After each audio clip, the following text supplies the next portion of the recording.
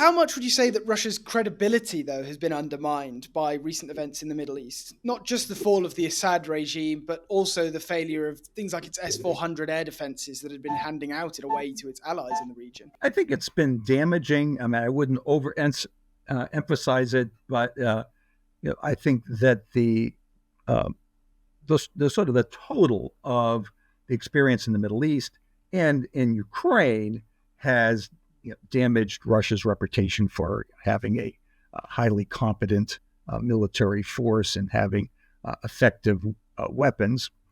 On the other hand, how the war in Ukraine comes out will be very important. In other words, if they win the war, in some definition of winning the war, then the disappointments in the Middle East will be less important. If it's a disappointing for Russia outcome to the war in Ukraine, then that will be what's happening in the Middle East will be another piece of evidence that Russia is really no longer a great power. And we are, of course, coming to the end of 2024. It's December as we're speaking. That brings us quite close to the 3-year mark since the beginning of Russia's invasion. Where is Putin going to be happy with the position he is in, hitting that 3-year mark? Do you think he ever really wanted to be in a 3-year long war with his neighbor? Well, no and yes. Classic think tank answer. I mean, the no is, he thought he was going to win this war in a week.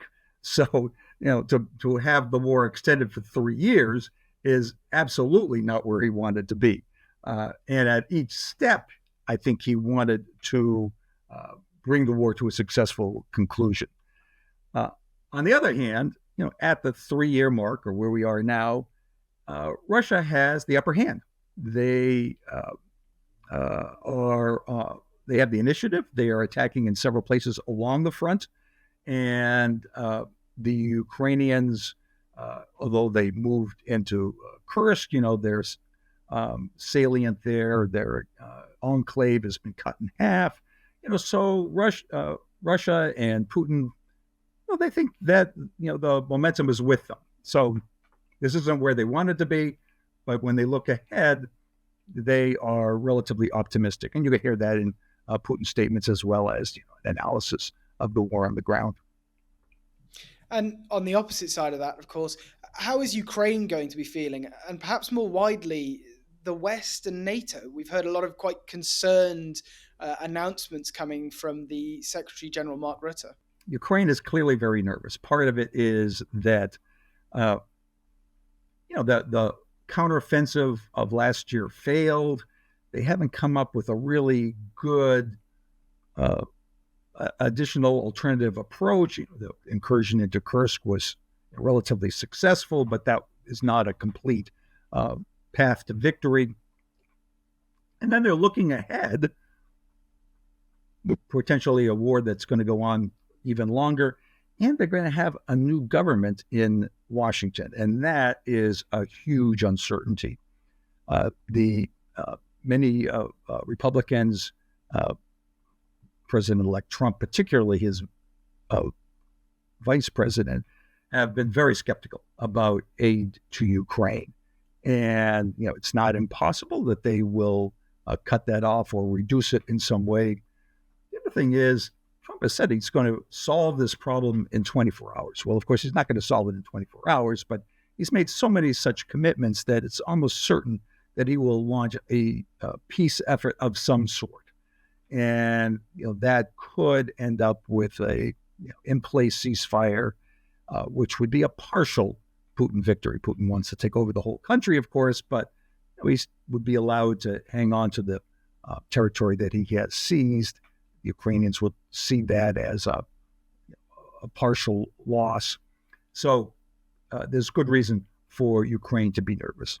As you say, the new administration coming in the US is keen to see some sort of peace deal come in Ukraine. But do you think either side here in Moscow or Kyiv is actually keen in a position where they want a peace deal? Up until now, a peace deal has not been possible because there was just no overlap between the positions of the two combatants. Ukraine wanted all of its territory back, plus reparations, plus war tribunals. And Russia wanted the whole country and certainly was not willing to give anything up. Trump has said that he would pressure both sides, that he would threaten Ukraine with withdrawal of support. He would threaten Russia with an increase in support. Whether that works is hard to say. I think we will see a person-to-person effort here. Trump likes to meet with foreign leaders to make the deal. I think you will see him meeting with Zelensky and Putin, and we'll see whether that leads to something. And seemingly in anticipation of some sort of talks going on, Russia has really been increasing the amount of manpower and materiel it's pushing into Ukraine. Its losses are at an all-time high in terms of people, in terms of casualties. This is presumably so that Putin can push Russia into a better negotiating position, perhaps. But if he doesn't get the negotiations as early as he'd like, where does that leave Russia's invasion if they've taken such severe losses to get to that better position? There's no question that Russia has taken tremendous losses, twice those of what Ukraine has taken. But they seem able to sustain those losses.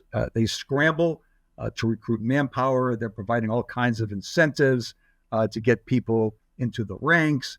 They're trying to avoid a second mobilization, that is, by involuntarily pulling people back into the service. But on the whole, I think Putin believes he can sustain this war, that he can provide enough personnel, he can keep the attacks going, and that eventually Ukraine will crack.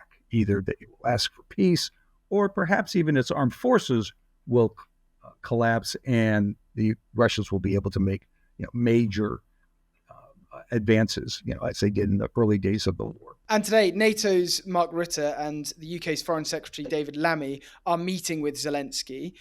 How important is it that this meeting is happening, ahead of the Trump presidency, along with a lot of movement in Europe? I think this is part of Zelensky's effort from the very beginning of the war to maintain his foreign support.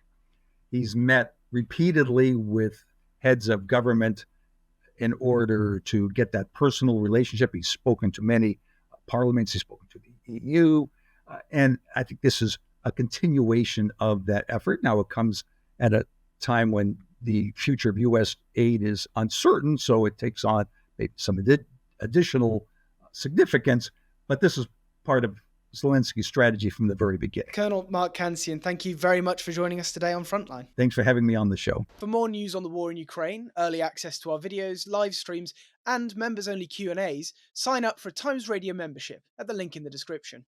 Goodbye.